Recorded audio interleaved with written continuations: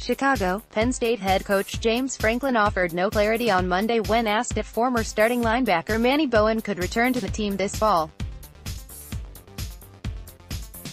"We haven't announced any roster changes," Franklin said during the first day of Big Ten Media Days here when asked if there has been any personnel updates. "We don't really live in a world of rumor and innuendo. If the roster changes, it changes, and if it doesn't, it doesn't." The question had to be asked because Bowen, a former four-star recruit and stalwart in the middle of Brent Pry's defense, shared a social media post earlier this summer. That, combined with positive comments from teammates, seemed to indicate that he could be back in action after missing the last 3 games of the 2017 regular season before being dismissed from the team ahead of the Fiesta Bowl. He is still enrolled at the school, though, according to Penn State's student directory. "We are discussing guys that are on the roster," Franklin said when asked again about Bowen later in session, which lasted almost 50 minutes.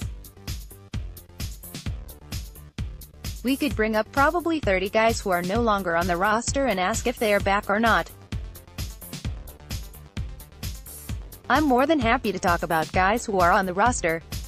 If we have any changes to the roster, which is deletion or additions, the program will make those announcements when appropriate. I think we've got 108 guys that I'd love to talk to you guys about in detail, how Micah Parsons, and some others, will impact Penn State football in 2018. One of those players was Jan Johnson, a veteran walk-on linebacker who could be tabbed as the starting middle linebacker this fall, with Koa Farmer and Cam Brown flanking him, as the program aims to replace Bowen, Jason Cabinda, and Brandon Smith, with all 3, who played a majority of the program's linebacker snaps a year ago, now gone.